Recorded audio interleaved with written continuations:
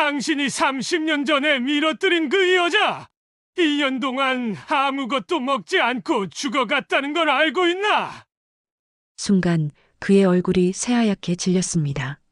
수백 명이 오가는 호텔 로비 한가운데서 낡아서 해진 옷을 입은 노인의 목소리가 공기를 찢었습니다. 주변의 웃음소리는 순식간에 멈추고 모든 시선이 저를 향했어요.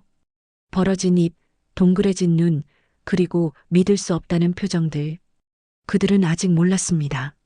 지금 이 순간이 30년 전 한 임산부를 죽음으로 몰고 간 충격적인 진실을 폭로할 시작이라는 것을요. 더욱 소름 끼치는 건 바로 앞에서 저를 비웃던 그 남자가 제 아내와 태어나지 못한 아기를 죽음으로 몰고 간 바로 그 살인자였다는 거예요. 그리고 옆에 있던 그 여직원의 어머니는 그 끔찍한 순간을 목격하고도 30년 동안 침묵을 지킨 비겁한 공범이었다는 거죠. 이제 황혼의 편지함에 도착한 오늘의 사연이 열리려 합니다. 혹시 아직 구독하지 않으셨다면 지금 눌러주세요. 여러분의 응원이 더 많은 이야기를 전할 힘이 됩니다. 그날은 화창한 봄날 5월의 마지막 주 금요일이었어요. 저는 장태호, 올해 77세. 하지만 겉보기엔 80세 노인처럼 보일 만큼 초라한 모습이었죠. 서울 강남에 위치한 루미에르 호텔. 하룻밤에 500만 원짜리 스위트룸으로 유명한 그 호텔에 발걸음을 옮겼습니다.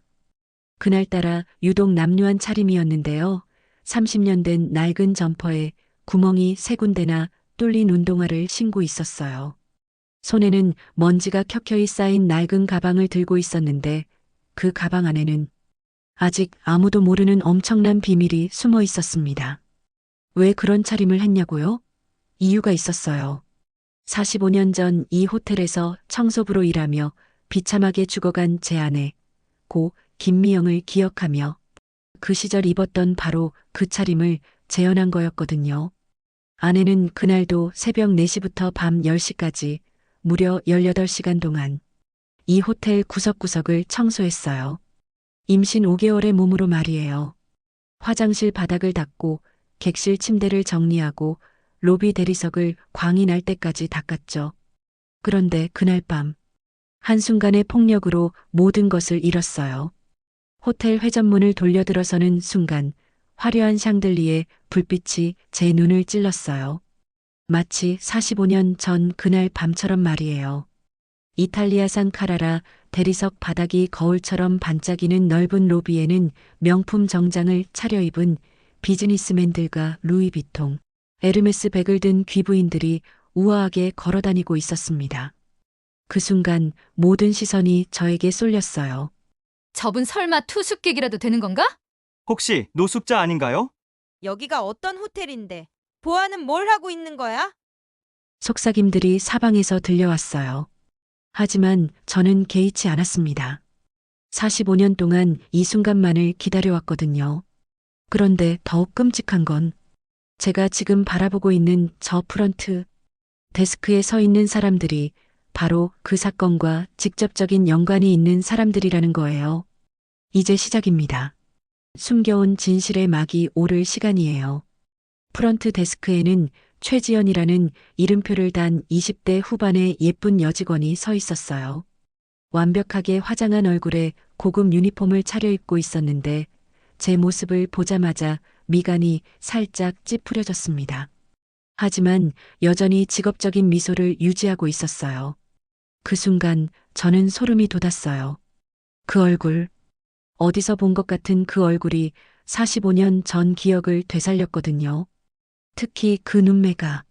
어서 오세요. 루미에르 호텔입니다. 무엇을 도와드릴까요?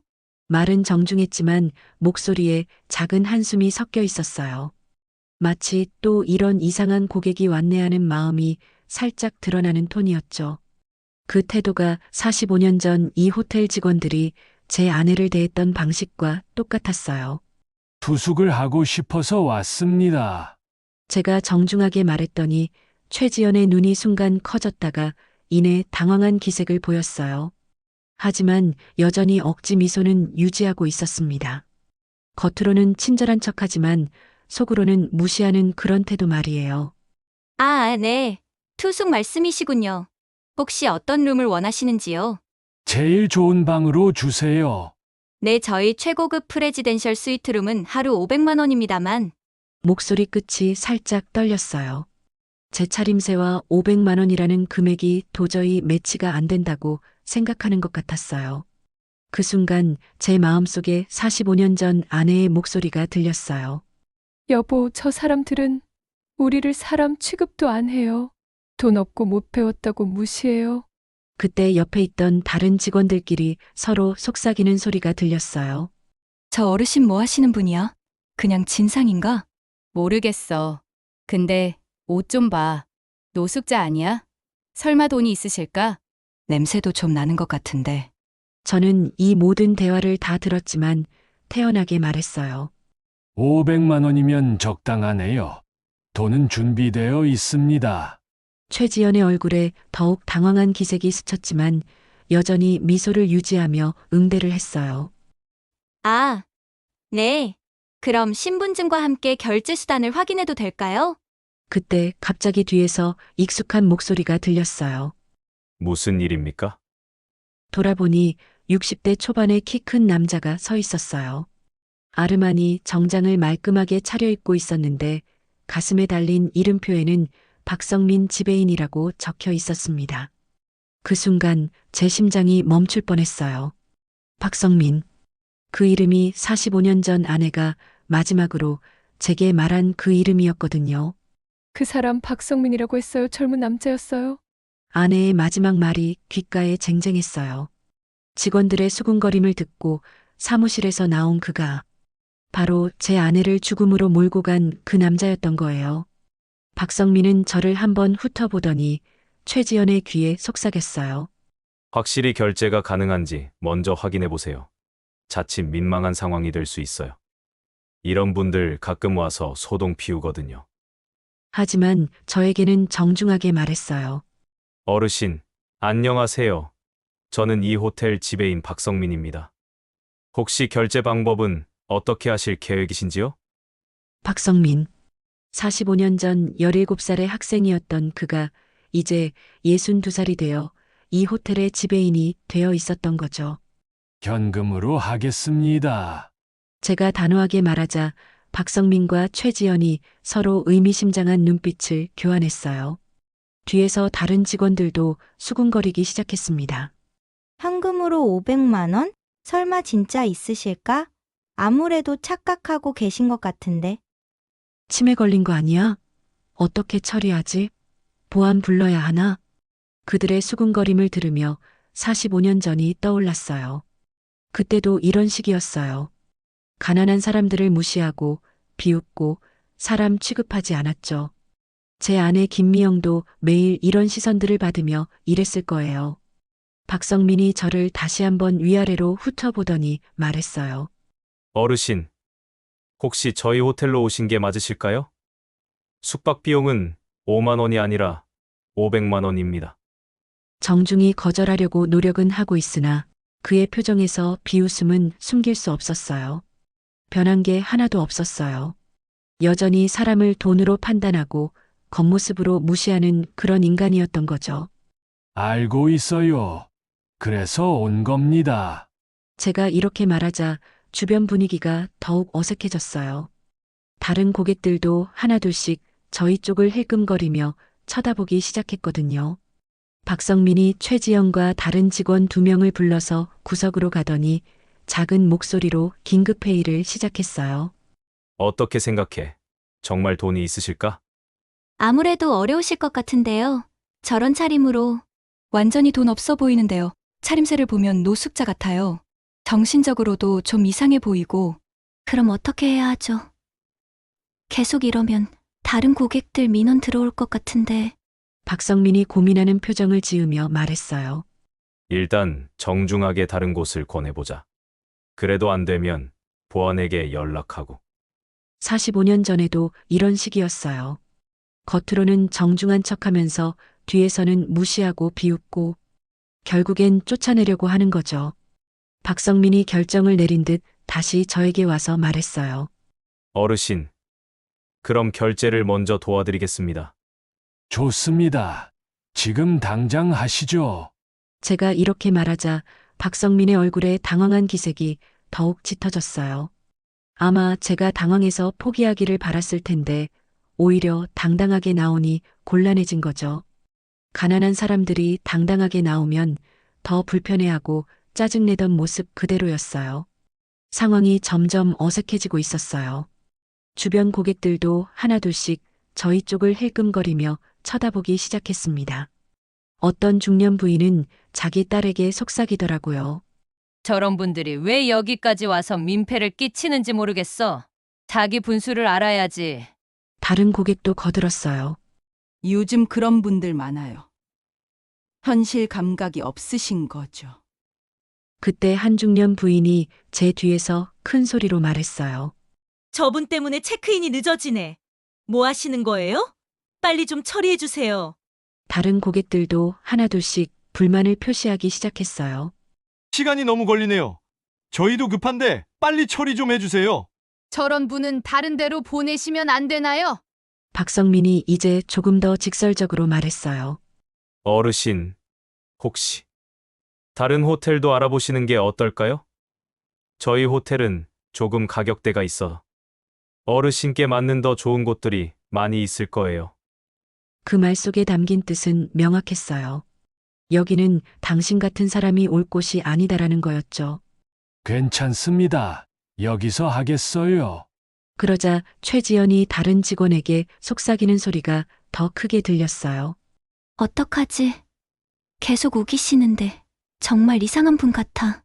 결제 안 되면 어쩌지? 완전 민망해 죽겠어. 보안 아저씨 불러야 하나? 다른 고객들도 짜증내고 있어. 주변 분위기가 점점 험악해지고 있었어요.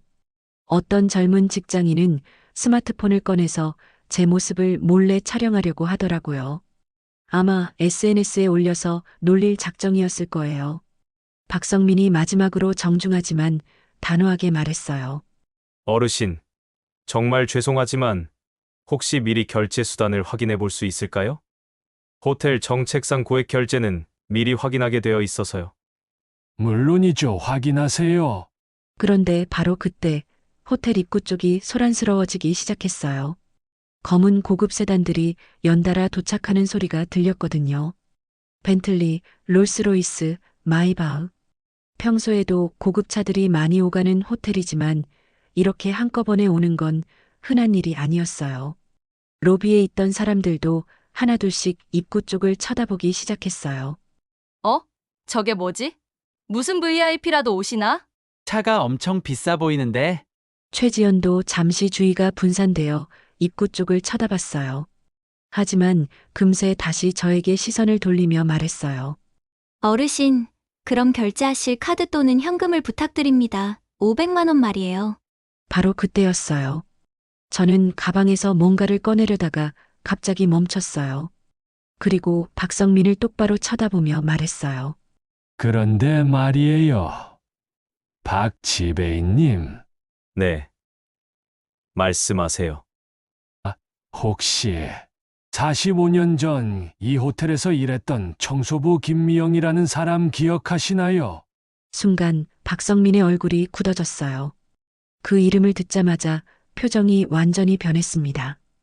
혈색이 사라지면서 새하얗게 변하더라고요. 김미영이요? 목소리도 떨리기 시작했어요. 분명히 기억하고 있었어요. 네, 맞습니다. 새벽 4시부터 밤 10시까지 이 호텔에서 청소 일을 했던 그 사람 말이에요. 45년 전에 말이죠. 박성민이 뒤로 한 걸음 물러났어요. 갑자기 식은땀이 이마에 맺히기 시작했습니다. 왜 갑자기 그런 걸 물어보시는지. 혹시 1980년 12월 24일 크리스마스 이브 밤도 기억나시나요? 이번엔 박성민이 벽에 기댔어요. 다리에 힘이 빠지는 것 같았거든요. 최지연도 뭔가 이상하다는 걸 눈치챘는지 당황한 표정으로 박성민을 쳐다봤어요. 지배인님, 괜찮으세요? 얼굴이 너무 하얘지셨는데. 하지만 박성민은 대답할 수 없었어요. 45년 전 그날 밤의 기억이 되살아나고 있었거든요. 그때 호텔 입구로 정장을 완벽하게 차려입은 사람들이 들어왔어요. 김상무, 이본부장, 정전무, 그리고 서광그룹 비서실 직원들이었습니다. 총 8명의 정장 부대가 당당하게 로비로 들어오는 모습에 호텔 전체의 시선이 쏠렸어요. 저분들 누구세요? 뭔가 엄청 중요한 분들 같은데? 완전 다른 분위기네. 최지연이 그 모습을 보고 얼굴이 새하얗게 변했어요. 특히 맨 앞에 서서 걸어오는 김상무의 카리스마 넘치는 모습을 보고는 뭔가 심상치 않다는 걸 직감한 거죠. 그리고 마지막으로 들어온 사람은 조상혁 루미에르 호텔 회장이었어요. 호텔 직원들이라면 모를 수 없는 얼굴이었죠. 최지연이 조상혁을 보자마자 다리가 후들거리기 시작했어요. 회장님, 왜 갑자기? 로비에 있던 모든 사람들이 숨을 죽이고 있었어요. 분명히 뭔가 큰 일이 일어날 것 같은 분위기였거든요. 조상혁 회장이 직원들을 제쳐두고 곧바로 저에게 와서 깊숙이 인사했어요. 형님, 늦어서 죄송합니다. 그 순간 호텔 로비가 완전히 조용해졌어요. 본사 회장이 낡은 외투를 입은 저에게 형님이라고 부르는 모습을 본 사람들이 모두 충격에 빠진 거죠. 회장님께서 저 노인을 형님이라 부른다고? 어떻게 된 거지? 완전 반전이네. 김상무가 프론트 데스크 앞에서 지배인과 직원들 앞에 큰 목소리로 선언했어요. 서광그룹 장태호 회장님께서 도착하셨습니다. 순간 호텔 로비가 완전히 뒤집어졌어요. 서광그룹은 국내 3대 대기업 중 하나였거든요. 건설, 금융, 유통, 호텔업까지 손대지 않는 분야가 없는 거대 기업이었어요. 서광그룹의 그 서광그룹 회장님? 저 할아버지가? 완전 대박이네. 박성민의 목소리가 떨리기 시작했어요. 회 회장님이시라고요? 조상혁 회장이 상황을 설명했어요. 네, 맞습니다. 그리고 이분이 바로 저희 호텔 최대 투자자이시기도 해요. 총 투자 금액 5천억 원을 출자해 주신 분입니다. 이 말이 떨어지자마자 호텔 안이 완전히 뒤집어졌어요. 고객들이 웅성거리기 시작했고 직원들은 모두 충격에 빠졌습니다. 5천억. 그럼 사실상 이 호텔 최대 주주라는 거잖아? 아까 저분을 그렇게 무시했는데. 최지연은 완전히 얼어붙은 상태였어요. 아까 자신이 보인 태도들이 머릿속에서 되돌아오고 있을 거예요. 특히 동료들과 나눈 그 험담들이 말이에요. 박성민은 이제 무릎이 꺾일 것 같았어요. 얼굴이 새하얗게 질린 채 말을 잇지 못했습니다. 회장님, 정말 몰랐습니다. 죄송합니다. 박성민이 떨리는 목소리로 사과했지만 저는 차갑게 말했어요. 몰랐다고요? 45년 전에도 그런 말을 했을 텐데요. 그 말에 박성민의 얼굴이 더욱 창백해졌어요. 45년 전 그날 밤의 기억이 선명하게 되살아나고 있을 거예요. 정전무가 서류 가방에서 두꺼운 계약서를 꺼내며 말했어요. 회장님, 서광그룹의 호텔 투자 계약 관련 서류를 준비해 왔습니다. 좋아요. 오늘 중요한 결정을 내려야겠어요. 저는 조상혁 회장을 바라보며 말했어요. 조 회장, 앞으로 서광그룹은 이 호텔과의 모든 비즈니스 관계를 재검토하겠어요. 우리 계열사 임직원들의 이용도 전면 재검토하고 협력업체들에게도 권고사항을 내리겠습니다. 조상혁 회장의 얼굴이 창백해졌어요. 서광그룹의 보이콧은 호텔업계에서 치명적인 타격이었거든요. 형님, 이렇게 갑자기 결정하시면 저희 호텔이... 그뿐만 아니라 내일부터 우리 계열 언론사들을 통해 이 호텔의 서비스 실태를 정밀 조사해서 보도하겠어요. 특히 고객 차별 대우에 대해서 말이에요. 이 말에 박성민이 완전히 절망에 빠졌어요. 서광그룹이 소유한 언론사들의 부정적 보도는 호텔의 평판에 치명타가 될 것이었으니까요. 회장님, 제발 용서해 주십시오.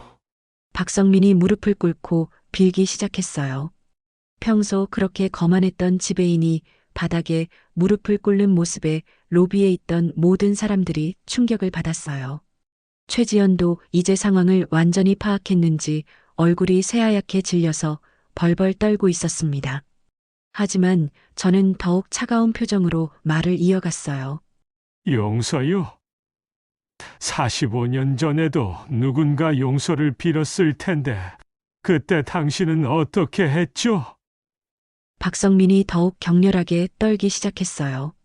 그날 밤의 기억이 선명하게 되살아나고 있었을 거예요. 그런데 박 지배인, 혹시 최지현 직원과는 어떤 관계인가요? 갑자기 최지연을 향한 질문에 모든 시선이 그녀에게 쏠렸어요. 저는 그냥 직원일 뿐입니다. 그래요? 그런데 최지현 씨, 당신 어머니 성함이 혹시 최순자 맞나요? 최지연의 얼굴이 순간 굳어졌어요. 네, 맞는데 어떻게? 45년 전 이 호텔에서 내 아내와 함께 청소 일을 했던 바로 그 최순자 말이에요. 순간 로비 전체가 숨을 죽였어요. 이야기가 예상보다 훨씬 복잡하다는 걸 모든 사람이 느꼈거든요. 어머니가 여기서 일하셨다고요? 네. 그리고 아주 중요한 일을 목격했죠. 45년 전 크리스마스 이브 밤에 말이에요. 박성민이 바닥에 주저앉으려고 했지만 저는 계속해서 말했어요. 그날 밤 박성민 당신이 17이라는 나이로 술에 취해서 이 호텔에 들어왔을 때 무슨 일이 있었는지 정확히 알고 있어요. 제 목소리가 로비 전체에 울려 퍼졌어요. 당신은 17살의 고등학생이었고 이 호텔 전 사장의 아들이었죠.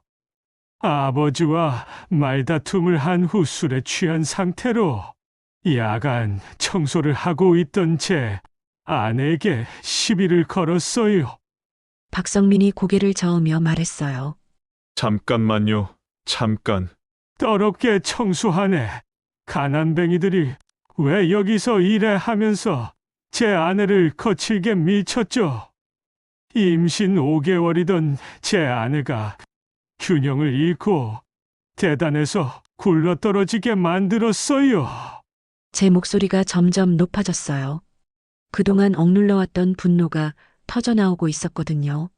그 순간 폭부에 심한 충격을 받은 제 아내는 119로 병원에 이송되었고 검사 결과 아기를 잃었다는 소식을 들어야 했어요. 박성민이 오열하기 시작했어요. 정말 몰랐어요. 그렇게 될 줄은. 몰랐다고요? 당신은 제 아내가 쓰러진 걸 보고도 그냥 도망갔잖아요. 아무도 모르게 비겁하게. 저는 최지연을 바라보며 말했어요. 그리고 최지현 씨, 당신 어머니 최순자가 바로 그 현장을 목격했어요. 제 아내가 계단에서 굴러떨어지는 그 끔찍한 순간을 말이에요. 최지연이 눈을 크게 뜨며 말했어요. 어머니가 그걸 보셨다고요? 네. 119가 와서 병원으로 이송된 후 제 아내는 의식을 되찾고 저에게 모든 걸 설명해 줬어요. 박성민이라는 젊은 남자가 자신을 밀쳤다고. 그리고 최순자라는 동료가 그 장면을 봤다고 말이에요. 제 목소리가 떨렸어요. 그 당시 그 순간이 생생하게 떠올랐거든요. 병원에서 아기를 잃었다는 소식을 들은 제 아내는 완전히 무너졌어요. 아무것도 먹지 않고 물도 마시지 않고 말도 하지 않았어요. 로비에 있던 모든 사람들이 숨을 죽이고 있었어요.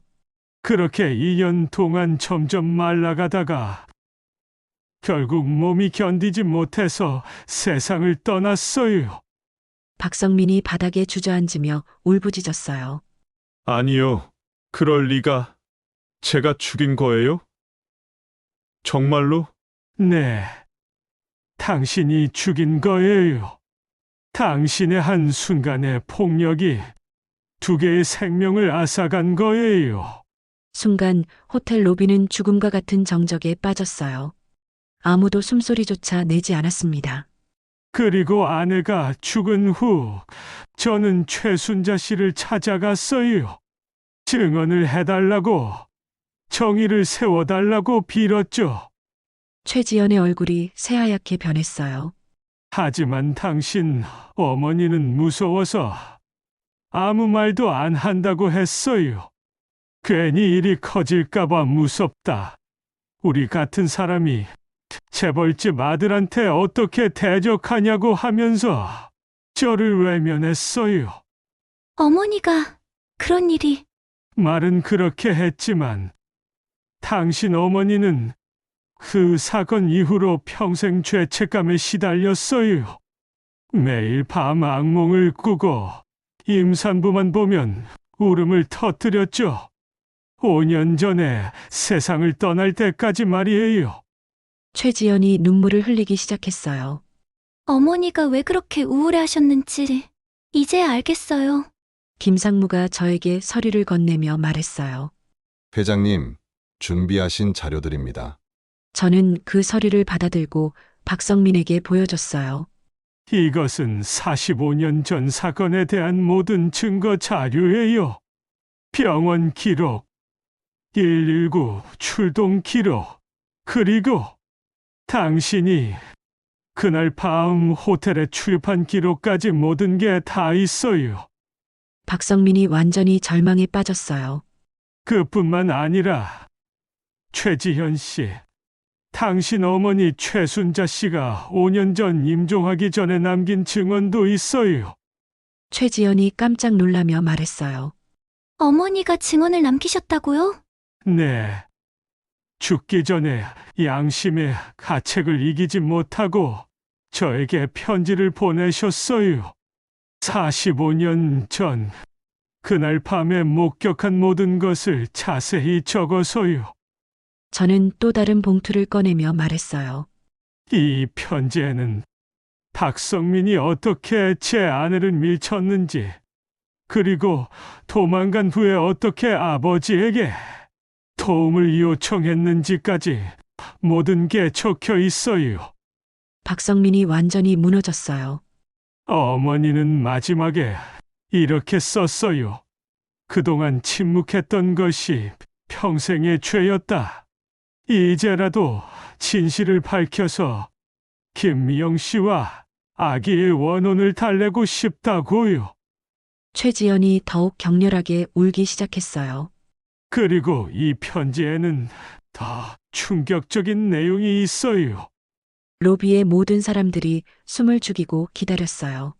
박성민의 아버지, 당시 호텔 사장이었던 박진호가 이 사건을 은폐하기 위해 병원과 경찰에 압력을 넣었다는 내용이요. 뭐라고요? 조상혁 회장이 충격을 받으며 말했어요. 네. 박진호는 자신의 아들이 저지른 일을 숨기기 위해 온갖 수단을 동원했어요. 병원 기록을 조작하고 경찰 수사를 방해했죠. 박성민이 고개를 저으며 말했어요. 아버지가 그런 일을 저는 몰랐어요. 몰랐다고요? 당신도 공범이었어요. 대학 졸업 후 바로 이 호텔에 취직한 것도 지배인까지 승진한 것도 모두 그 사건을 입막음하기 위한 거였죠. 내일부터 이 모든 자료가 언론에 공개될 예정이에요. 45년 전 진실과 함께 말이죠. 아니에요. 저는 정말 몰랐어요. 그래서 오늘 여기 온 거예요.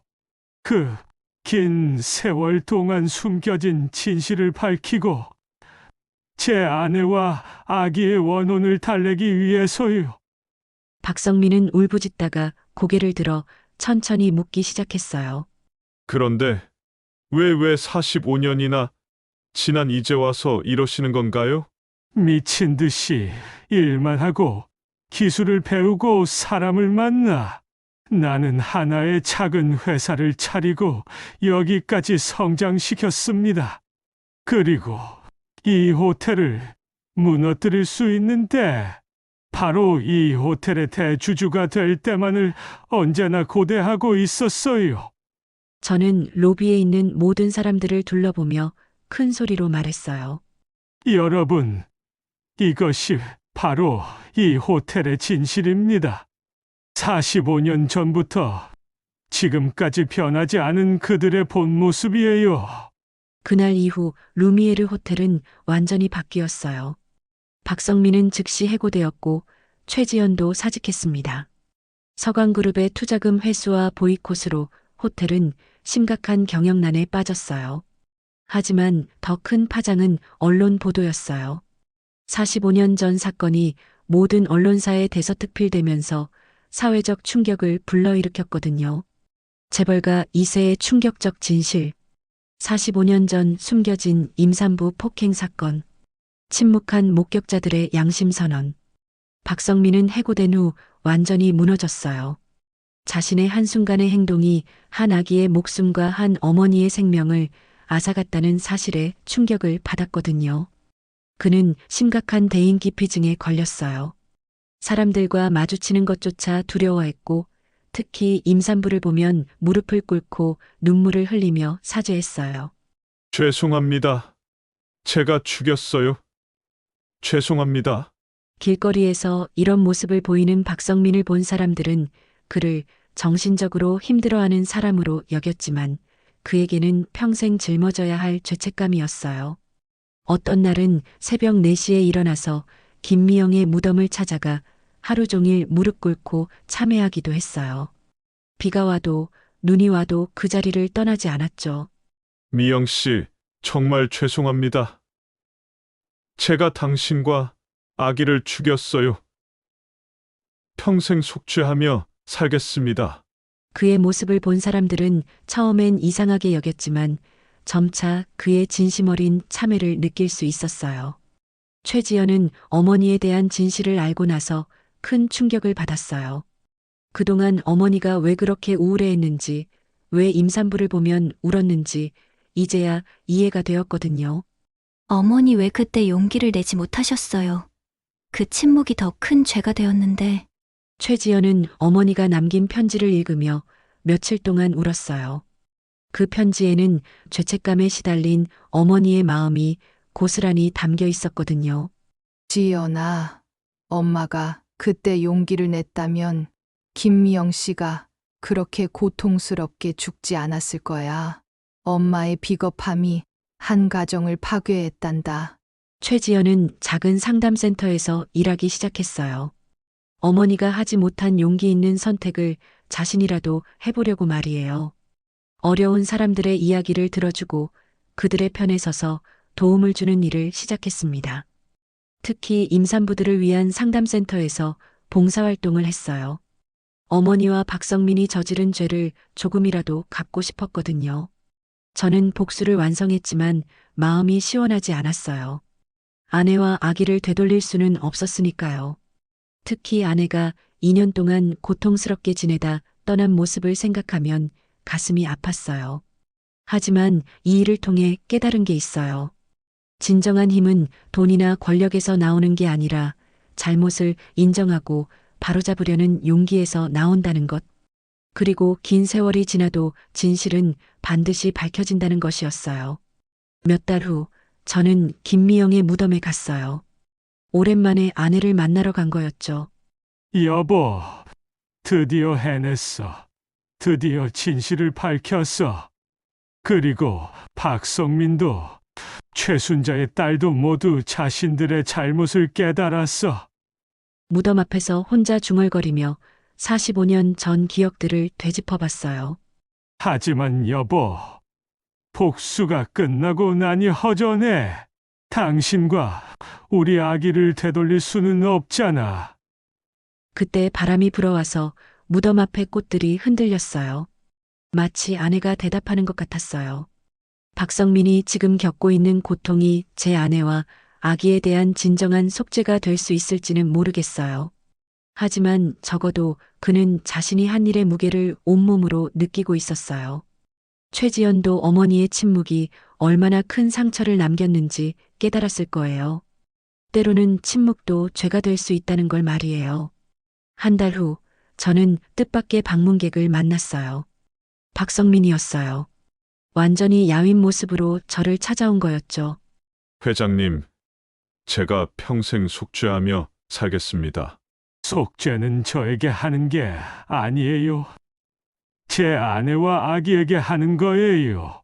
그리고 앞으로 그런 일이 다시는 일어나지 않도록 하는 거고요. 박성민은 앙상한 팔로 눈물을 닦으며 처절한 뒷모습으로 돌아갔습니다. 45년 만에 진실이 밝혀졌지만 복수보다는 정의가 더 중요하다는 걸 깨달았어요. 그리고 한 번의 잘못된 선택이 얼마나 많은 사람들의 인생을 바꿀 수 있는지도 말이에요. 45년이라는 긴 시간 동안 숨겨졌던 진실이 드러난 이야기, 어떻게 들으셨나요?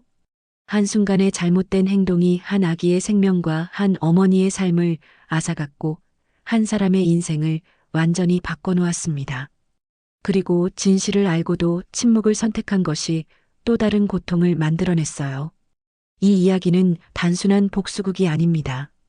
우리 사회에 만연한 계층 차별과 침묵하는 방관자들에 대한 경고이기도 해요. 그때나 지금이나 여전히 존재하는 그 차가운 현실 말이에요.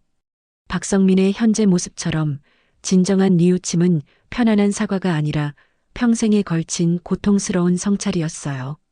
그는 지금도 매일 김미영의 무덤을 찾아가 참회하고 있고 임산부 지원 재단을 통해 속죄의 삶을 살고 있어요.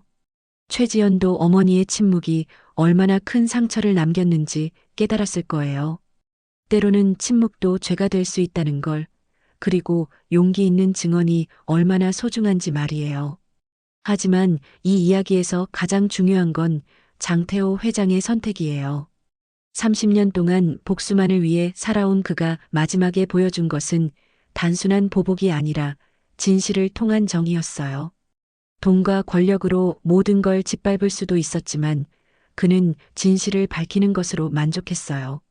그리고 그 진실이 박성민과 최지연을 진정으로 변화시켰죠. 때로는 우리가 생각 없이 하는 말 한마디, 행동 하나가 누군가에게는 돌이킬 수 없는 상처가 될 수 있어요.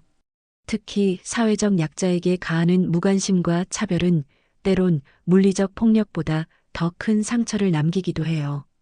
그리고 정의로운 일에 침묵하는 것도 잘못에 동참하는 것과 같을 수 있어요. 최순자처럼 무서워서 침묵을 선택한다면 그 침묵이 또 다른 피해자를 만들어낼 수 있거든요. 하지만 이 이야기의 진짜 교훈은 너무 늦은 건 없다는 거예요.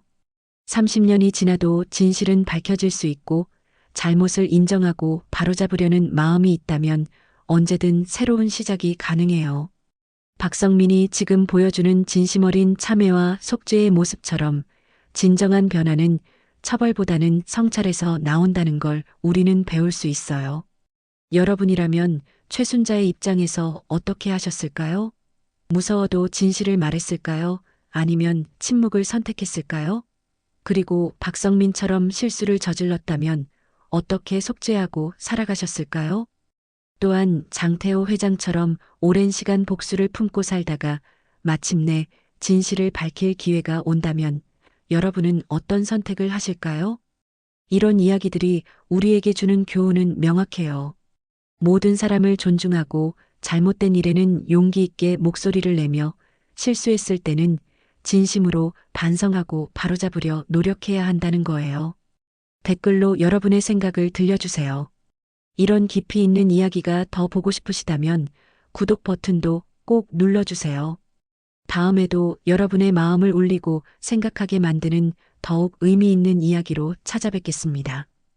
오늘도 들어주셔서 감사합니다.